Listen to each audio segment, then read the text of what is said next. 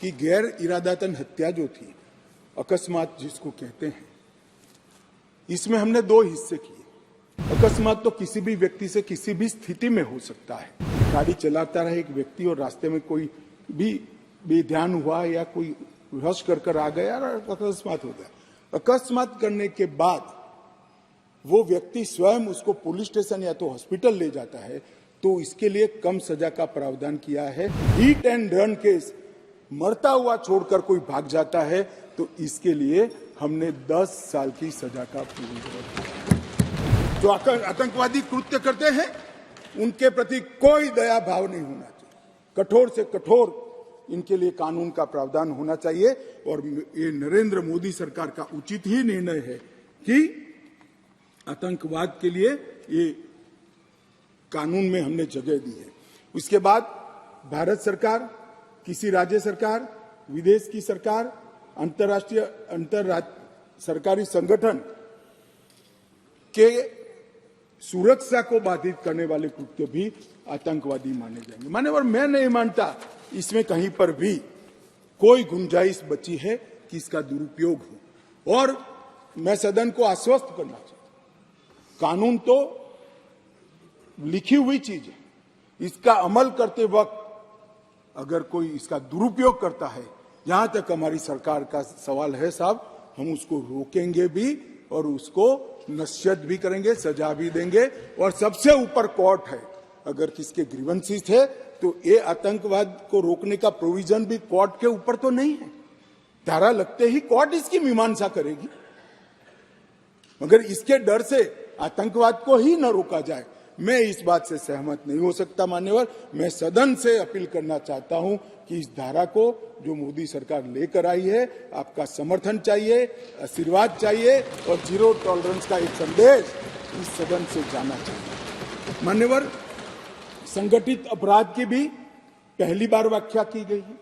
कई राज्य और राज्यतर गैंगे संगठित अपराध करती हैं, इसके लिए कोई विशेष कानून नहीं था। इसके अंदर हमने साइबर अपराध को, आर्थिक अपराध को, भूमि हत्याना को, हथियारों की व्यापार को, डकैती को और मानव लोगों की तस्करी करने व्यक्तियों की मानव तस्करी में, ये सभी को इसके अंदर रखा है। आर्थिक अपराध की भी हमने व्याख्या की है। करेंसी नोट, बैंक नोट, सरकारी स्टैंप का कुटकरण, हवाला व्यवहार और बड़े पैमाने पर वित्तीय कपट और आर्थिक व्यवस्था को तोड़ने के सभी प्रयास, इसको भी आर्थिक अपराध की व्याख्या की तरफ पहली बार लाने का काम नरेंद्र मोदी जी कर रहे हैं। और इससे मुझे लगता है कि न्यायपालिका का काम काफी सरल हो जाएगा। मान्यवर, एक मैं स्पष्टीकरण करना चाहता हूं कि गैर इरादातन हत्या जो थी, अकस्मात जिसको कहते हैं, इसमें हमने दो हिस्से किए। अकस्मात तो किसी भी व्यक्ति से किसी भी स्थिति में हो सकता है। एक गाड़ी चलाता रहे एक व्यक्ति और रास्ते में कोई भी बेध्यान हुआ या कोई रश कर आ गया और अकस्मात हो गया। अकस्मात करने के बाद वो व्यक्ति स्वयं उसको पुलिस स्टेशन या तो हॉस्पिटल ले जाता है, तो इसके लिए कम सजा का प्रावधान किया है।